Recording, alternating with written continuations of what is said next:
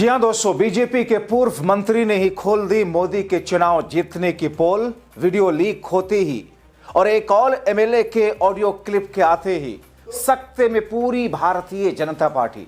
स्वागत है आप सभी का। आप देख रहे हैं द राजनीति का विशेष सेगमेंट खबर और विश्लेषण। मैं हूं जबार खान। दोस्तों, आखिर ऐसा कौन सा वीडियो और ऑडियो सामने आया जिसमें मोदी और शाह को लेकर के जो बातें सामने आई उसने तो सारा बीजेपी का नैरेटिव ही ध्वस्त कर दिया। आखिर पूर्व मंत्री और बीजेपी के एक विधायक ने कहा क्या ऐसा है जो मामला अगर कोर्ट में पहुंचे तो शायद इस पर बीजेपी को और बड़ा झटका धीरे से लगे। दोस्तों, विस्तार से आपको सब कुछ बताते हैं। याद कीजिए 2013 के बाद 2014 का लोकसभा चुनाव और मोदी शाह का देश की केंद्रीय राजनीति, राष्ट्रीय राजनीति के फलक पर उदय। हां, उस वक्त जमीन पर दिखती थी लहर, मोदी लहर दिखती थी, क्योंकि दोस्तों उस वक्त डॉक्टर मनमोहन सिंह की कांग्रेस की यूपीए 1 यूपीए 2 सरकार के बाद में जिस तरीके से संघ के साथ मिलकर के भारतीय जनता पार्टी और संघ के साथ केजरीवाल और अन्ना हजारे की जो पूरी मुहिम सामने आई थी, उसके बाद में पूरे देश में कांग्रेस के खिलाफ, यूपीए के खिलाफ एक गुस्सा तो पनप गया था। इसमें बीजेपी कामयाब हुई थी और उस वक्त 2014 के चुनाव में और उसके बाद मोदी की लहर तो थी, लेकिन दोस्तों उसके बाद जमीन पर किस तौर पर भारतीय जनता पार्टी चुनाव जीतती है और किस अंदाज में क्या क्या खेल होते हैं, उसी से जुड़े हुए ये दोनों ऑडियो और वीडियो क्लिप है। दोस्तों आपने सुना होगा कई बार वो डिग्री दुबे साहब, निशिकांत दुबे, जो कहते हैं कि साहब हम तो मोदी के नाम पर ही 250-300 लोकसभा की सीटें जीत लेते हैं। कई नेताओं को तो ऐसा कहते सुना होगा कि साहब अगर मोदी ना हो तो बीजेपी 100 सीटों पर अटक जाए, यानी कि सब कुछ, सारा सेहरा मोदी के सर। लेकिन इस वीडियो क्लिप में है क्या? दोस्तों, कांग्रेस नेता ने वीडियो पोस्ट करते हुए लिखा कि बीजेपी के पूर्व मंत्री का एक कबूलनामा सुनिए। साफ कह रहे हैं कांग्रेस और हुड्डा साहब को हराने के लिए हम खेल करते हैं। सीधे सीधे हम जीत नहीं सकते, हमको खेल करना पड़ा। इनेलो से मिलकर के हमने लड़ाई लड़ी। ये बीजेपी की रणनीति है। दो बातें साफ हैं। वो लिखते हैं, एक, बीजेपी सीधे तौर पर कांग्रेस का मुकाबला नहीं कर सकती, इसलिए जाति के आधार पर वोट का बंटवारा कराने की साजिश करके ये सब कुछ किया। दूसरा, इनेलो भाजपा की बी टीम की तरह काम करती है। बीजेपी सिर्फ यंत्र तंत्र षड्यंत्र, इनेलो जेजेपी जैसी पार्टियों से मिलकर सत्ता पर काबिज होती है, व्यापक जनभावना से नहीं। दोस्तों, ये मामला हरियाणा से जुड़ा हुआ है। आप सुनिए इस वीडियो में क्या कह रहे हैं भारतीय जनता पार्टी के नेता और पूर्व मंत्री। एक बात और मैं खोल दूं, खोलना तो नहीं चाहिए, मैं खोल ही देता हूं। पत्रकार भी बैठे, मेरी खबर ही बना देंगे। 2018 में मेयर के चुनाव हुए।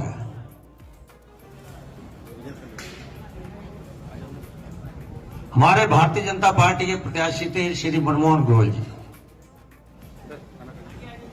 कांग्रेस के प्रत्याशी थे श्री सीताराम सदेवा।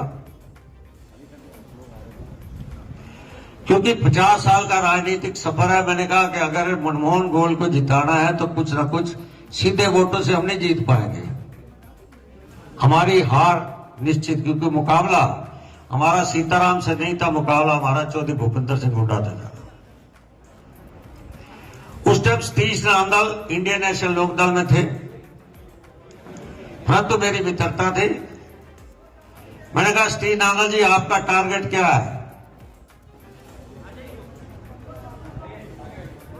क्या मत समझा नहीं? वो बोले, मैं क्या, वो टिकट दे रहे थे रेलवे रोड पर किसी जैन समाज को। जब मेरे कानों में बात गई, मैं सतीश नांदल जी का, जो आपका टारगेट है मेरा टारगेट, हम फेल हो जाएंगे। अगर जिताना है और उस टारगेट को फेल करना उनका, तो मेरी एक प्रार्थना कर लो। बोले क्या? मैं अपने बेटे को चुनाव लड़ा दूं। ग्रामीण क्षेत्र पड़ता, नगर निगम में 10-12 गांव पड़ते हैं जो वोट मिल नहीं सकते थे। तो उस समय स्त्री जी को कहा कि अपने बेटा सचिन नांदा को चुनाव लड़ाओ। कहता पागल है कि मैं चुनाव लड़ा, कहां जीत पाऊंगा,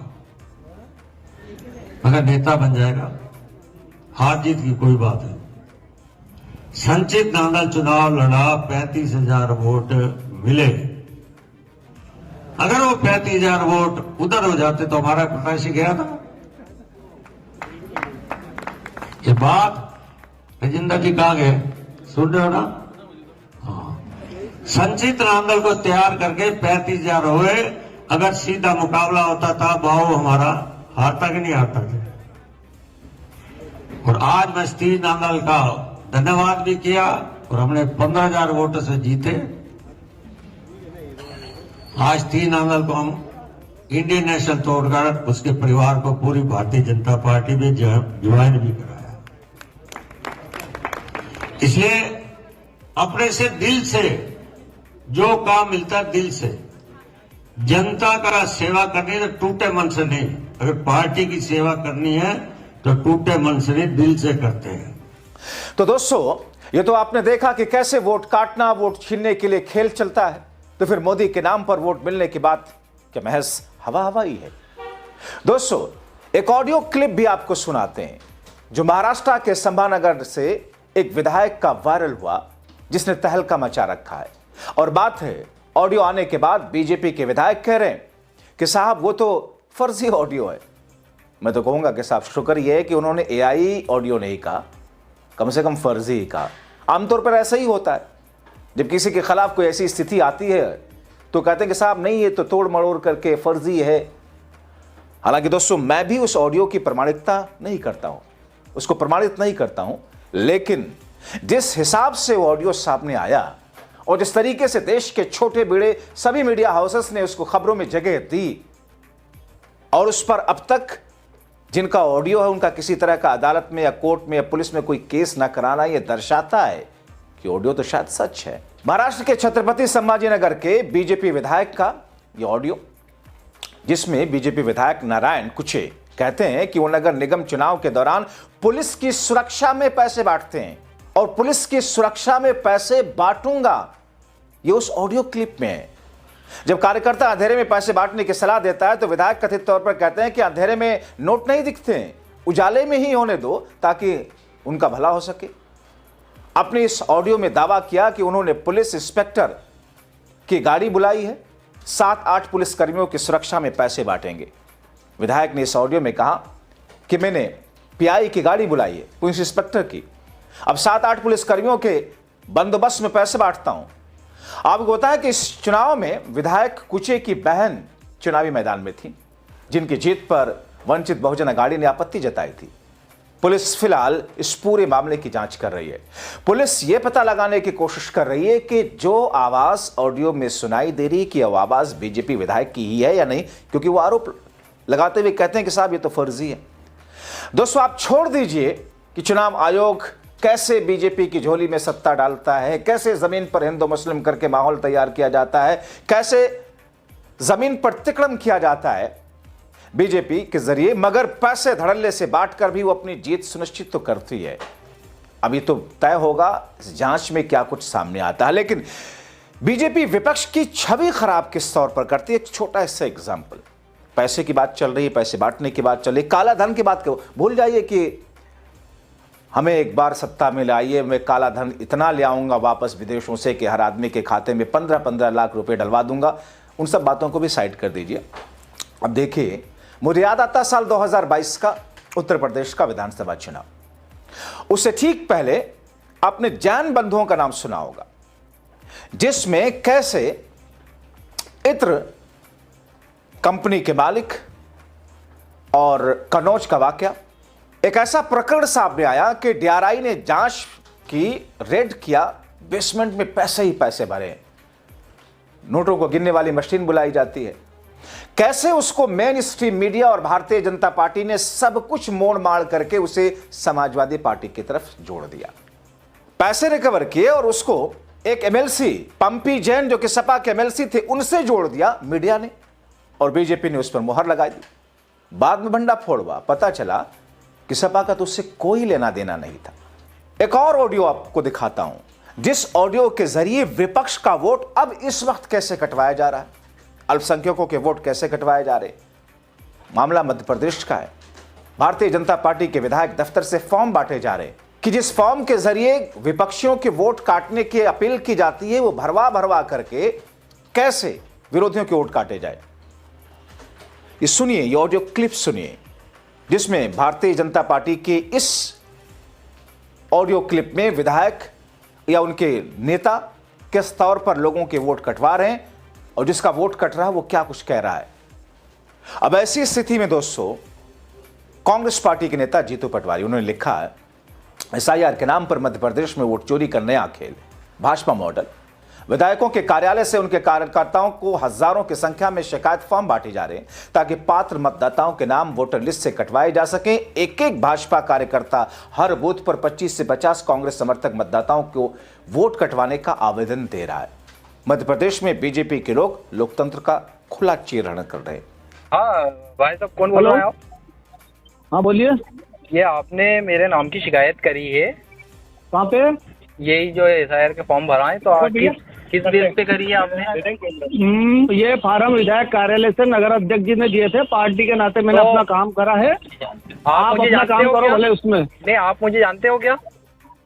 ये फार्म इस पे टाइप किसने करा? मैंने थोड़ी करा है। नहीं, तो इसके अंदर ये क्लियर है, जो भी शिकायत करेगा, अगर वो गलत शिकायत होती है और बिना उसके होती है तो 1 साल की सजा है। आप अपना काम करो ना। ये तो मैंने आपको बता दिया पहले ही कि ये विधायक कार्यालय से बाहर भेजे फार्म। विधायक जी जो जानकारी आई है, हम पार्टी का काम करते हैं, पार्टी का काम करा है। आप अपना काम करो, उससे कोई आपत्ति नहीं। पार्टी का काम करते हैं तो किसी को भी आप शिकायत करते फिर है ना। मतलब ये पार्टी आपसे ऐसा करवाने को बोल रही है कि भैया लोगों को परेशान करो, उनकी गलत शिकायत करो ना, उनकी जानकारी दो ना। अब उन्होंने काय के लिए भेजा फार्म ये ऊपर से? नहीं तो ये क्या पार्टी लेवल का काम है, क्या गवर्नमेंट का काम है? तो उनको जानकारी दो ना। तो जब आप मुझे जानते ही नहीं हो तो आपको शिकायत करने का क्या अधिकार है, ये बताओ। अरे मेरी बात को जो मैं कह रहा हूँ उसको तो करो। मेरा पार्टी का काम है, पार्टी ने आदेश करा, मैंने अपना काम कर दिया। आप अपना काम करो। FIR कर दूं मैं आपके नाम पे की? कर दो, कोई दिक्कत नहीं। पार्टी का जो है वो देंगे। मैं खुद कह दूंगा कि साहब इनने भेजा मेरे को, क्या दिक्कत है उसमें? अच्छा, तो मतलब कोई कुछ भी कह देगा आप कर दोगे ना? अरे भैया मैं पार्टी का कार्यकर्ता हूँ, मेरे को उन्होंने जिम्मेदारी दी थी, वो काम कर दिया। आप अपना काम करो ना, क्या दिक्कत है उसमें? क्या नाम क्या है आपका? भगवत सिंह मेवाड़ा। कहाँ रहते हो? 15 नंबर पार्षद हो आप? ये सब सिस्टम का काम है। एक आप अकेले नहीं हो, पूरे सिस्टम में है। आप 15 नंबर के पार्षद हो? नहीं हूँ अभी। अच्छा, बनने वाले। अच्छा, पूर्व पार्षद हो। और रिपोर्ट 4 की कर रहा हो है ना? आप 15 नंबर में रह के रिपोर्ट 4 नंबर की कर रहा हो। तो ये तो उन्होंने सिस्टम मेरे को विधायक कार्यालय से दिया, कोई मैंने मेरी मर्जी थोड़ी करा। चलो ठीक है, मिलते हैं फिर थाने में। हाँ, अभी थाने में ही हूँ मैं तो। हाँ नहीं, मेरे पास फोन आए थे तो वही कर रहा हूँ मैं भी। हाँ नहीं, आ रहा है अभी। 10-15 के एक साथ आपका आवेदन करके इधर आपका करते हैं इंतजाम। ठीक। हाँ। अब दोस्तों, ये 3 घटनाएं मैंने आपके सामने रखे हैं। अब आप तय कीजिए कि क्या है नैरेटिव भारतीय जनता पार्टी का और मोदी शाह का, कि हम तो मोदी के नाम पर ही चुनाव जीत लेते हैं, और हो क्या रहा है। आप क्या कहेंगे? अपनी राय कमेंट बॉक्स में जरूर लिखें।